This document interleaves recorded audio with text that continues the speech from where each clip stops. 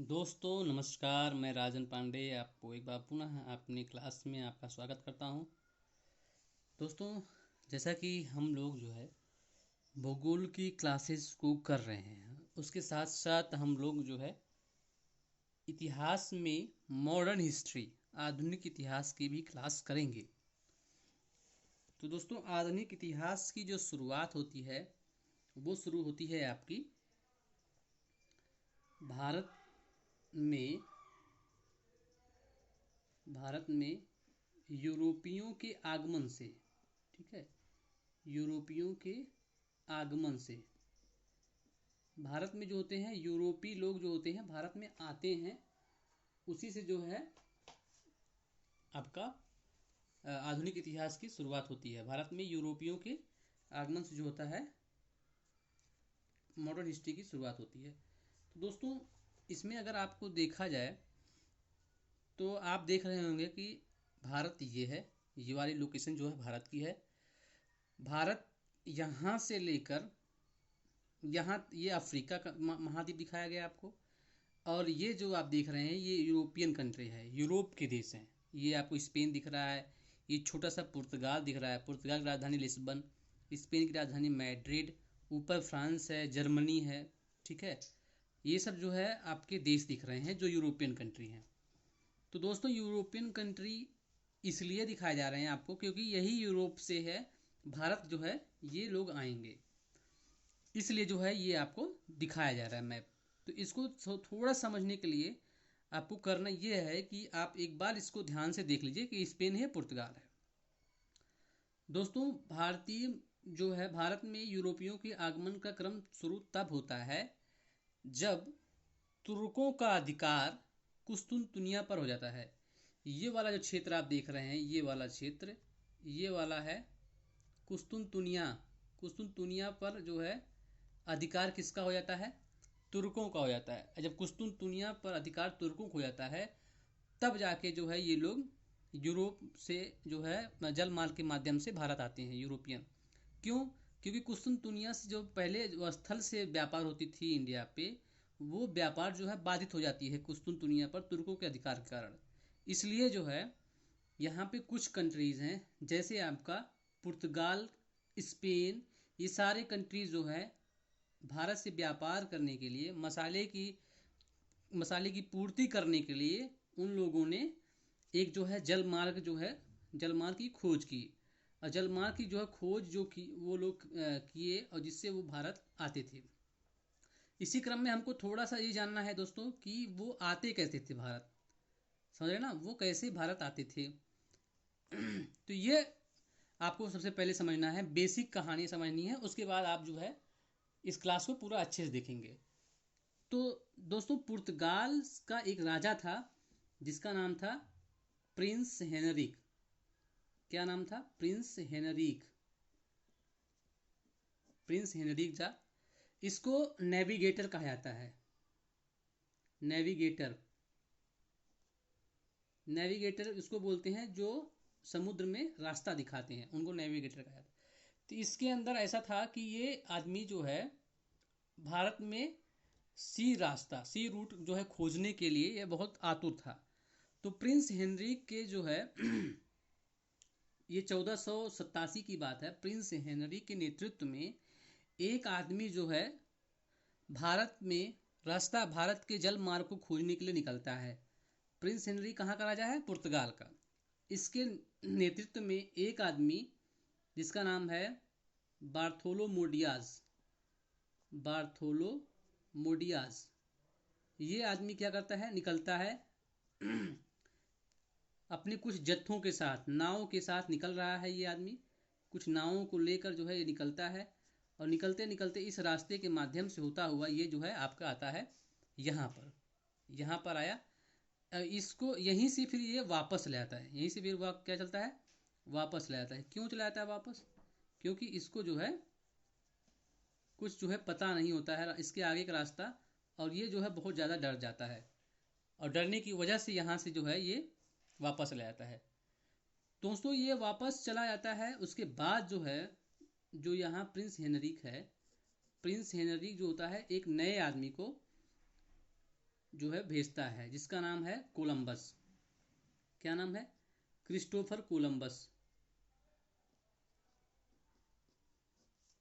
Christopher Columbus यह आदमी जाता है, लेकिन क्रिस्टोफर कोलंबस जो होता है वो यहाँ ना पहुंचकर, भारत ना आकर, ये पहुंच जाता है आपका उत्तरी अमेरिका। कहाँ पहुंच जा रहा है? उत्तरी अमेरिका पहुंचता है। उत्तरी अमेरिका पहुंचकर क्रिस्टोफर कोलंबस जो है वहाँ के लोगों को बोला रेड इंडियन पीपल, यहाँ के लोग जो हैं रेड इंडियन हैं, जिसकी वजह से अभी भी पूछता है कि उत्तरी अमेरिका के मूल निवासियों का नाम क्या है, तो उत्तरी अमेरिका के जो मूल निवासी हैं उनको रेड इंडियन कहा जाता है। ठीक है, किसने कहा है पहली बार? सबसे पहले क्रिस्टोफर कोलंबस ने। समझ रहे हैं? तो आगे की बात जो है ऐसी होती है कि फिर पुनः जो है एक व्यक्ति होता है जिसका नाम है, यहीं का होता है, पुर्तगाल का ही, जो होता है आपका Vasco da Gama. Vasco da Gama, Vasco da Gama जो है भारत वहाँ से चलता है पुर्तगाल से। बेसिकली स्पेन और पुर्तगाल दो ही ऐसे देश थे जो इन कार्यों में जो है बढ़ चढ़ के हिस्सा लेते थे जल मार्ग को खोजने के लिए। तो वास्को डिगामा जो होता है यहाँ से आता है और ऐसे होता हुआ जो है इसी से यहाँ आता है, और यहाँ से जो वापस गया था आपका बार्थोलोमोडियाज, ये डरता नहीं है, बल्कि इसने कहा कि यह उत्तर मासा अंतरीप है। उत्तर मासा अंतरीप, इसने इस जगह का नाम क्या रखा? उत्तर मासा अंतरीप, केप ऑफ गुड होप, मतलब एक अच्छी आशा का जो है ये है, केप ऑफ गुड होप, एक अच्छी आशा का अंतरीप है। किसने कहा? ये जो है आपका वास्को डिगामा ने कहा। उसके बाद फिर ये आदमी यानी आपका वास्को डिगामा चलता हुआ इसी रूट से, इस रूट से जो होता है चलता हुआ यहाँ पे, इसको फारस की खाड़ी, ये फारस की खाड़ी है, फारस की खाड़ी के पास इसको जो है एक आदमी मिलता है जिसका नाम था अब्दुल मजीद। क्या नाम था? अब्दुल मजीद। अब्दुल मजीद जो होता है ये जो है गुजरात का एक व्यापारी था। अब यह आदमी जो है वास्को डिगामा को लेके जाता है भारत। चलिए, कहाँ लेके जाता है? भारत। भारत में कहाँ? केरल। केरल के जो है, केरल का एक जो है बहुत फेमस जो है उस समय बंदरगाह हुआ करता था जिसका नाम था कालीकट। तो ये जो है ये आदमी कहाँ ले गया? कालीकट। कालीकट पर किसको ले जाता है? आपके वास्को डिगामा को। और कालीकट पे जो राजा था उसका नाम था, राजा जो था वो था जमोरिन। कौन था राजा? जमोरिन। वहाँ का राजा जमोरिन जो होता है उसका भव्य स्वागत करता है। किसका भव्य स्वागत करता है? आपके वास्को डिगामा का। वास्को डिगामा यहाँ आया, यहाँ आने के बाद जो होता है, अब किस चीज़ की खोज के लिए आया? वो मसालों की खोज के लिए आया। मसाला जो है यहाँ पे आया और अपने साथ बहुत सारे जहाजी बेड़ों को लेके आया था। बहुत सारे जहाज आए थे इसके साथ, ये अकेला नहीं आया था, बहुत सारे शिप थे, जहाज थे, और ये जहाज़ों के साथ आया, बहुत सारे जहाज आए इसके साथ। अब ये जो है अपने साथ जो है आया था, और इसके साथ कुछ लोग भी आए थे, व्यापारी भी आए थे। तो ये लोग क्या करते हैं, अब पहुंचता कब है ये पूछा जाता है कभी कभी, ये कब पहुंचा है? 17 मई 1498, 17 मई 1498 की को जो है पहुंचता है। अब पहुंचने के बाद जमोरिन इसका स्वागत करता है। जमोरिन स्वागत करने के बाद यह 1 साल रहता है, 1 साल रहता है। लेकिन आपको बताएं, जब ये आता है तो देखता है कि जो ये वाला एरिया है, अरब सागर एरिया है, ये अरब सागर है, इधर बंगाल खाड़ी है, ये पूरे को मिला के हिंद महासागर कहा जाता है। तो इस वाले एरिया में फारस के लोग व्यापार करते थे। तो आप ही सोचिए कि अगर कोई विदेशी आदमी आता है, ठीक है, व्यापार करने के उद्देश्य से अगर आएगा, तो जो पहले व्यापार करेंगे उनको बहुत बुरा लगेगा। तो वो लोग क्या करते हैं, बहुत बुरा मानने, और उनको बहुत अच्छा नहीं लगा, वो रुष्ट हो गए कि बोले कि आप लोग क्यों आ रहे हो यहाँ पे, क्योंकि उनका एकाधिकार प्राप्त था व्यापार पे, तो वो अपना मौज करते थे, खूब जो है अच्छे से रहते थे। लेकिन जो है जब ये लोग आते हैं तो इनको जलन की भावना उत्पन्न होती है, और अभी देखिएगा आगे आपको पता चलेगा कि इन लोगों से एक छोटी छोटी जो है युद्ध भी होती है। इसके बाद पेट्रोल जो आएगा वो बहुत सारे आएंगे, तो ब्लू वाटर पॉलिसी भी आएगी, तो ये सब चीज़ें जो है आएगा। लेकिन एक चीज़ दिमाग में इसके आया वास्को डी गामा की, अगर हम जो है इस जो है तटीय क्षेत्रों को अगर हम कंट्रोल में कर लेते हैं तो हम अच्छा व्यापार करेंगे। इसके दिमाग में, आपके वास्को डी गामा के दिमाग में पहले से आया। तो मित्रों जब ये एक साल रहता है यहाँ पे वास्को डी गामा 1498 में आया, और उसके बाद जो है एक साल रहता है, एक साल रहेगा, फिर 99 में चला जाएगा। तो 99 में फिर यहाँ से बहुत सारे लोग आएंगे, 99 में कोई और आएगा, पेट्रो अल्बा कवरेज आता है, तो यहाँ पे वो आता है। तो अभी आपको बताएंगे। तो वास्को डी गामा जो होता है, ये जितना इसका आने जाने में जितना खर्च होता है, एक साल के अंदर इसको 60 गुना फायदा होता है। कितना गुना होता है? 60 गुना फायदा होता है।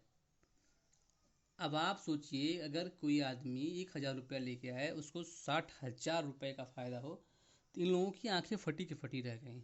और ये लोग जो है वहीं से इनका दिमाग जो है बन जाता है, मूड बन जाता है कि अब हम आएंगे तो अब यहाँ पे हम अपना एक छोटा सा कारखाना लेंगे, अपनी एक छोटी सी जो है कारखाना स्थापित करेंगे। जैसा आप सबको पता है कि जो पुर्तगालियों का सबसे पहला जो कारखाना था वो कोचीन में लगता है, और कोचीन जो है केरल में ही है। तो वो जमोरिन से वो जो है वहाँ के राजा जो होते हैं वो लीज पर पट्टे पर ज़मीन देते हैं, और वहाँ पे उनको अधिकार हो जाता है। तो वो लोग अपना वहीं से रह रह के वहीं पर व्यापार करते हैं भारत में। तो दोस्तों जब इतना फ़ायदा होता है वास्को डी गामा को, तो जब ये आता है वापस, तो आपको क्या लगता है कि उसके बाद सारी कंट्रियों को, यूरोपियन कंट्रियों को पता चलने लगा, और उसके बाद सबके पास उस समय जो होती हैं नाव नाव व्यवस्था थी, सबके पास जहाज़ें थी, जहाज़ी बेड़े थे। तो धीरे धीरे करके यही फ़ायदा, 60 गुना फ़ायदा जो है, यही फ़ायदा जो होता है सारे यूरोपियन कंट्रियों को जो है, यूरोपियन कंट्रियों को जो है लालच में आ जाते हैं वो लोग, और वो जो है भारत में आते हैं। तो आपको बताएं, इस जो ये कंपनी थी Estado East India Company, Estado India Company, ये एक कंपनी थी जो पुर्तगालियों की थी। पुर्तगाली लोग ये आते हैं अपनी कंपनी लेके, और धीरे धीरे ये लोग जो होते हैं इस क्षेत्र में राज करते हैं। अभी आप देखेंगे कि कैसे कैसे जो होता है ये यहाँ पे और सारी चीज़ें फैलती जाएंगी, धीरे धीरे करके जो है ये लोग भारतीय राजनीति में भी हस्तक्षेप करेंगे, और धीरे धीरे छोटे छोटे क्षेत्रों को जीतते हुए बहुत सारे युद्ध होंगे। अभी और बहुत सारे लोग आएंगे पुर्तगालियों के बाद, डच, डेनिश, फ्रांसीसी, अंग्रेज सब आएंगे, सबको धीरे धीरे हम लोग बुलाएंगे। उसके बाद जो है यहाँ पे युद्धें होंगी, फिर किसी का एकाधिकार प्राप्त होगा। तो दोस्तों ध्यान से समझने वाली बात ये है कि ये लोग मसाले खोज में लालच में आते हैं, इनको फ़ायदा बहुत ज़्यादा होता है। और स्पेन और पुर्तगाल के लोग जो है आपके यूरोपियन कंट्री हैं। उसके बाद ये लोग आते कैसे हैं? अफ्रीका से होते हुए आते हैं। कुछ लोग इस जगह को डरावना समझते थे, कुछ लोग जो है इसको अच्छा, जैसे वास्को डी गामा ने इसको उत्तर मासा अंतरीप कहा कि केप ऑफ गुड होप का ये केप है। और उसके बाद ये आगे जाते हैं, यहाँ अब्दुल मजीद मिलता है, फिर जो है आपके कालीकट में जाके ये उतर जाता है। ये कहानी जो है इसकी आपकी क्या नाम है, वास्को डी गामा की है। और भी आगे हम पढ़ेंगे, थोड़ा थोड़ा करके इसे पढ़ेंगे, ज़्यादा नहीं। आज के लिए बस इतना ही, आप लोग इसमें ध्यान देंगे।